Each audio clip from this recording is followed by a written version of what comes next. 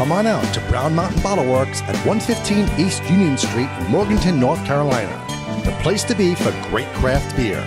Browse their shelves filled with hundreds of craft beer selections. Relax and enjoy one of their 8 draft taps. Show your love for the store with their logoed t-shirts, hats, and glassware. Want to see what they have in stock 24 hours a day? Check out their website at www.brownmountainbottleworks.com. We'll see you there.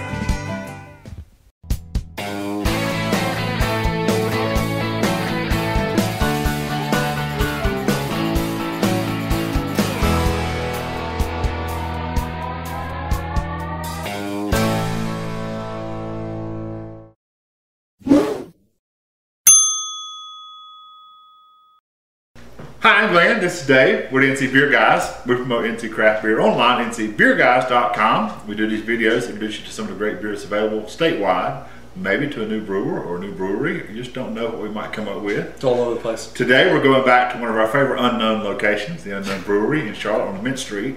And they're great about sending us the beer, making sure we have their beer, and we appreciate that, Andrea. So keep on keeping on. You might have heard before, this is not the first year they've released the Unknown Dirty Commie Heathen.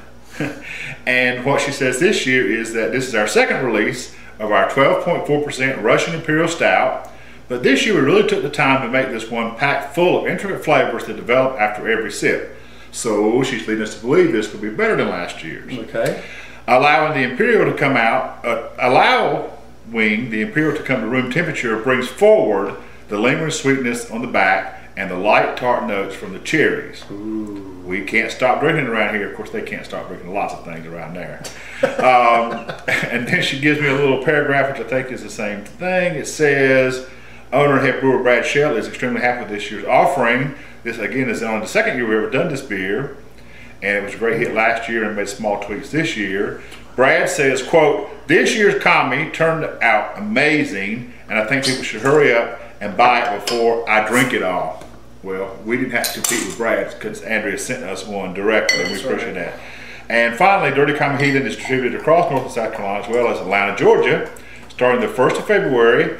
And they invited us to join them for the special release, which we missed, was in Charlotte back the last day of January. We miss everything. And she reminded us of some upcoming things that you can check out on our events page. They have their Beer Bacon Fest coming up like this tonight. Week. Tonight? Is it like it's like right soon? No, I think it's tomorrow actually. They have a Craft Chicks Hustle Harder party on the 20th of March. Amateur Smoke Off on the 23rd of April. The Pantsless Bike Ride is in May, date to be announced. That's scary. And of course, their upcoming second anniversary party on June 18th. Cool. So they got lots going on at Unknown, and Brad is all in the crowd, the whole crowd there. They're just always doing something wonderful, and some of the regular stuff is wonderful. And he's into explosions. You just Brad's into everything. I'll never forget the first time we met Brad. We were there for the groundbreaking ceremony where he jumped on a jackhammer. Yeah, he was all right in the middle of the floor, and it was such a huge, immense building. Yeah. Nothing was in at that point. It was like nothing. Right. Just the old crowd had just moved out, and we were thinking, are they ever going to fill this place up? And you go there now, and it's just all like full. I mean, they've still got some room actually for expansion behind the scenes. Still. But it is just amazing how quickly they come on and great things. Yep, and that being statewide. So a Russian Imperial Stout at 14%. No, it's not. It's not? No, 12.4. Get your facts straight. Oh, 12.4%. Yeah, not 14. My dyslexia kicked in there. Okay. So you did good pours today. Yeah. Nice. This time. Well, you didn't spill over the counter like last time. And look at how substantial this head is. It's like trying to get a good smell now. Something all to itself. I mean, it's thick. Oh, it's thick. And not dissipating much. Nope. And great lacing on that. And yeah, we're not rushing this because, as they said, I didn't actually bring it over too cold, but it's still a bit cooler than you might would think. So say we would think of a Russian Imperial Stout, we think cold, dark, and filthy rich. We're not historians, but another dark, cold reader comes out to mind. This beer weighs in at over 4,000 pounds of grain and would easily tax the resources of Premier Stalin. We added bourbon aged oak and red cherries to make this a real bear. instead of starting a Cold War, we would have been better off brewing a delicious beer. And unlike the former Soviet Union, this beer ages well. Yeah. So if you do get your hands on it, it might be one you can sell for a while and see how it does over time. That would be great. Although I know you have. You still got one from last year? No, I don't think so. But that's the problem. Cool. You get them, and they're actually not wide. I mean, they're widely available, but they don't have a lot of them out.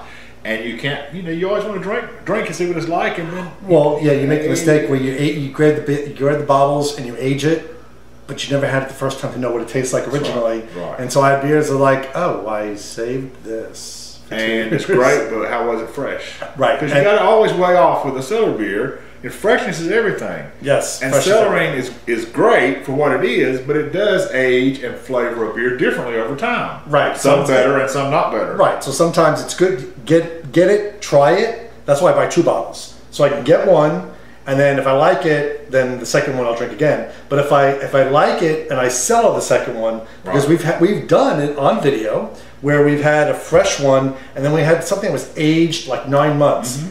The 9-month version was a lot better than the fresh one. That particular one. Right, that particular one. Exactly. Right. It's not for all. But better or not, it's different often. Yes. And often you really can't say it's better, it's just different sometimes. Sometimes it is better. And sometimes it's not. Yep, so smoother.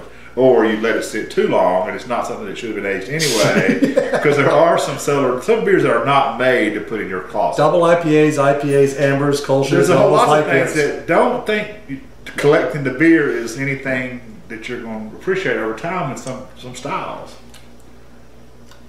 Okay, we know it's oak aged. I got that.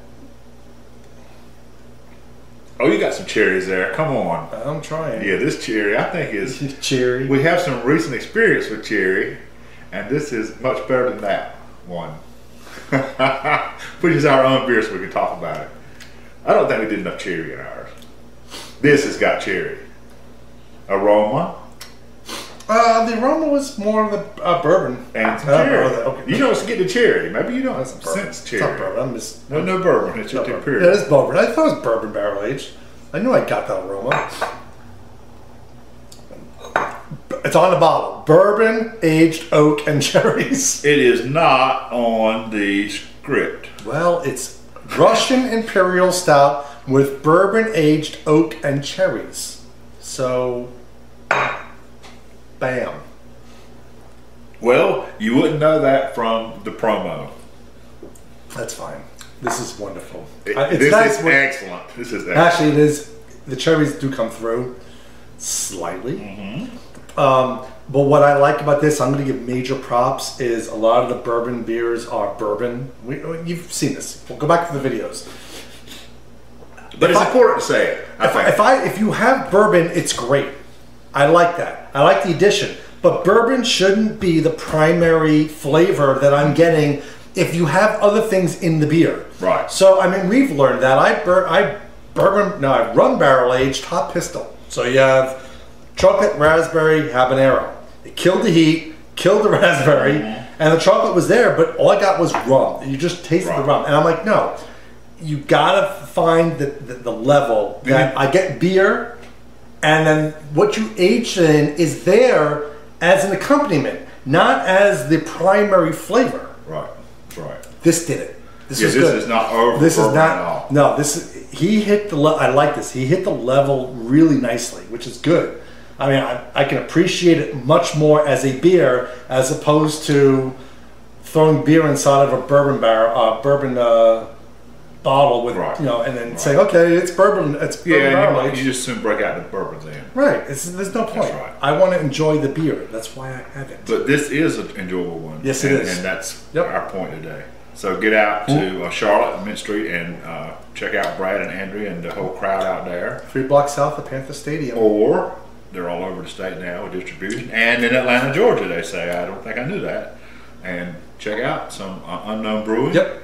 Dirty Commie Heathen Park Pack. Dirty Rotten Commie. I thought it was one time called Dirty Rotten Commie. No, Dirty Commie Heathen. Dirty Commie Heathen.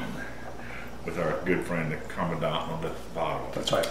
Till next time, this is David Glenn, reminding you to drink local and keep your beer dollars in North Carolina.